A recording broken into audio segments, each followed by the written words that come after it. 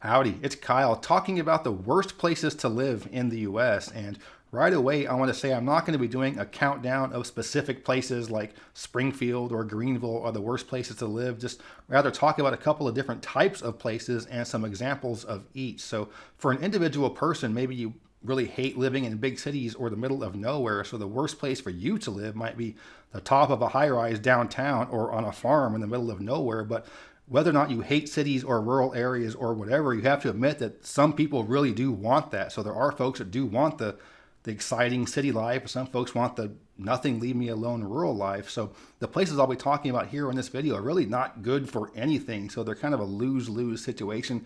I can't imagine anybody really wants the specific situation that some of these places have I'm going to talk about. So I hate to be so mean, but there are some places that really aren't that great to live. So I'm going to talk about some of the worst places to live in the US by type, not so much specific.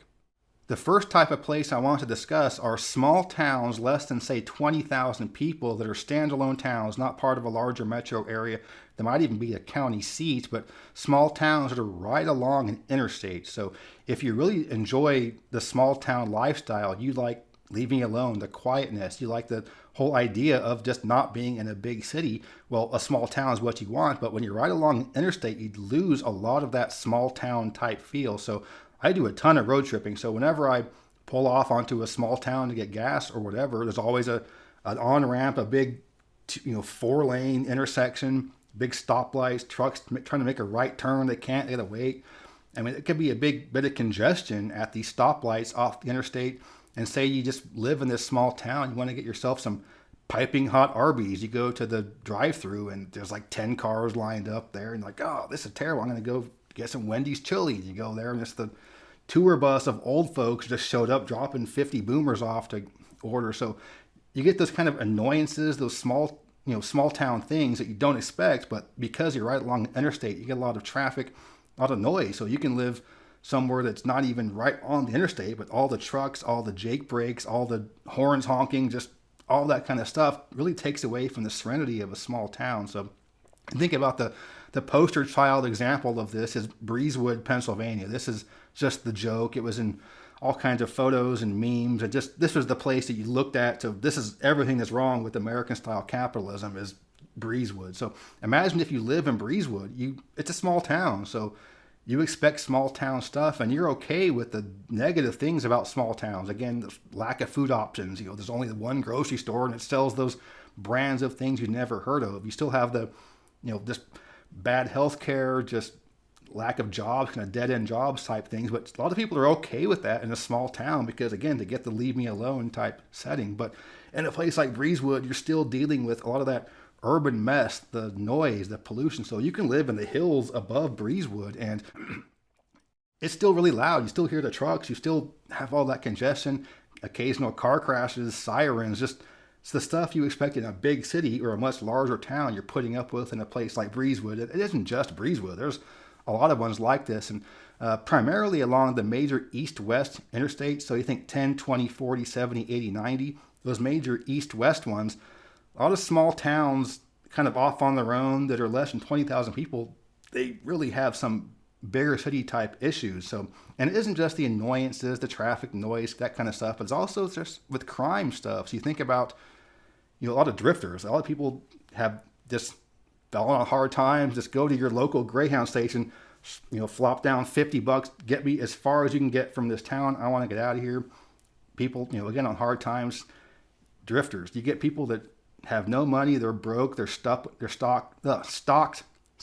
in a town, and they have nowhere to go. They have no money, maybe resort to crime, property crime, drugs, break-in. So a lot of these small towns, again, on an interstate have big city type crime, not like murders and big gang shootouts and stuff, but say, for example, there's a drug dealer in Memphis and one in Little Rock. All right, we're going to meet at the Red Roof Inn in Forest City off of I-40. So you get some of that stuff there. You get some of the rich guys in suits that want to get some temporary companionship but don't want to go into the hotels or motels in their town because they might be seen by somebody they know. They'll go to some small town on the interstate, some of those Motel 5 kind of places. So again, these small towns, you expect small town kind of stuff.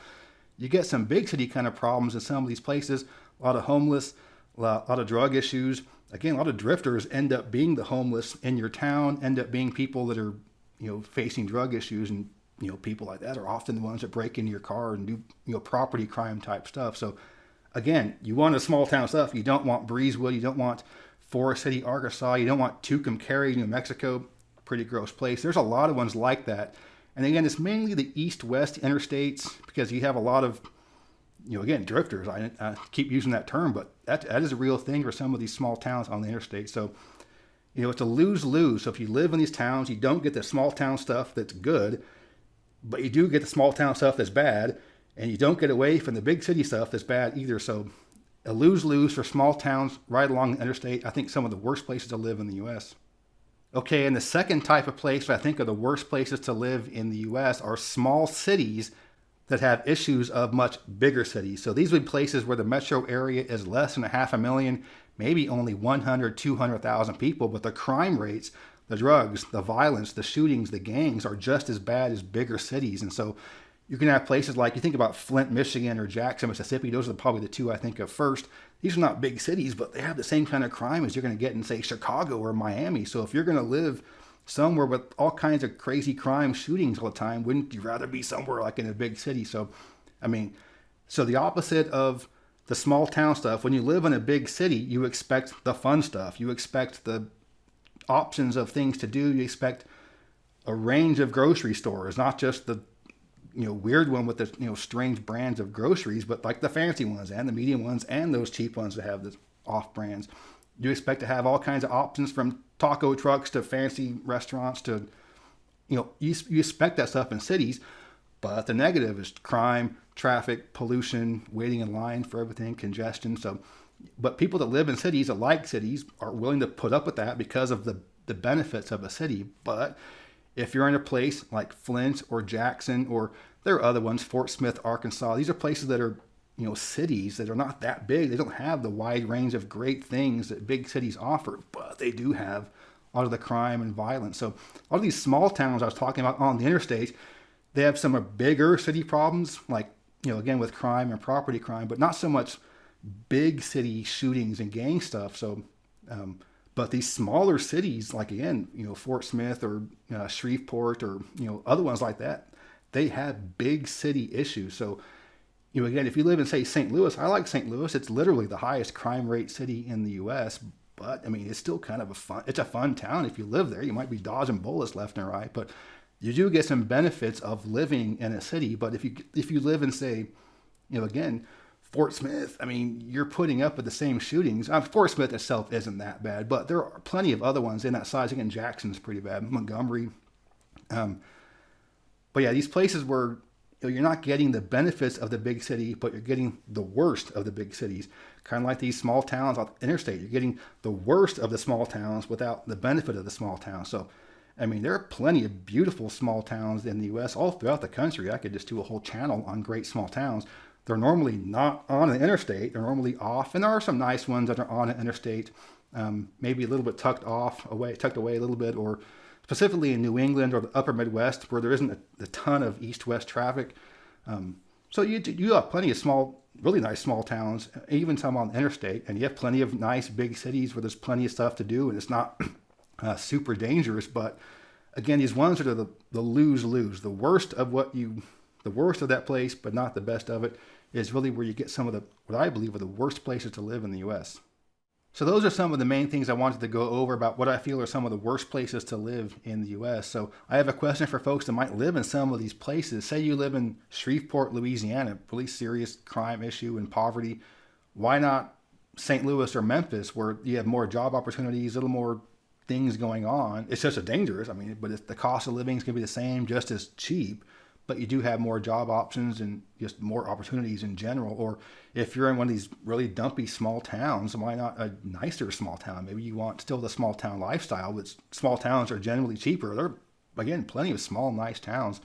I know a lot of folks are tied to places because of family or whatever, but you can't just pack up and move. But some of these places are so downtrodden, it's like, just consider packing up and moving. It might be the best thing for folks. I'm not going to judge people for staying somewhere, but I do want to just ask, what are people's thoughts that live in some of these towns? I'm dumping on. I'm dumping on a few specific ones, but just in general, that concept.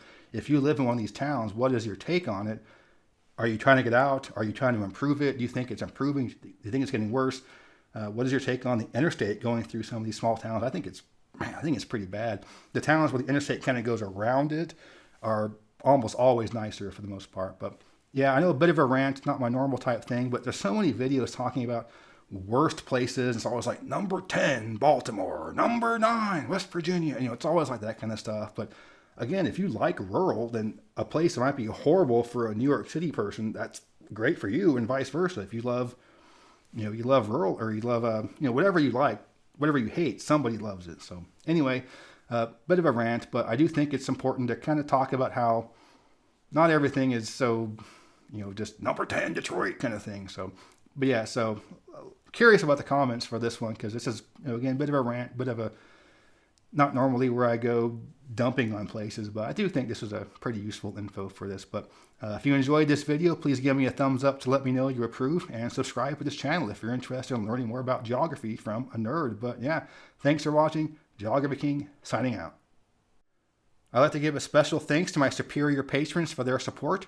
If you're interested in supporting the channel, you can check out my Patreon page. The link is in the description. As always, thank you very much.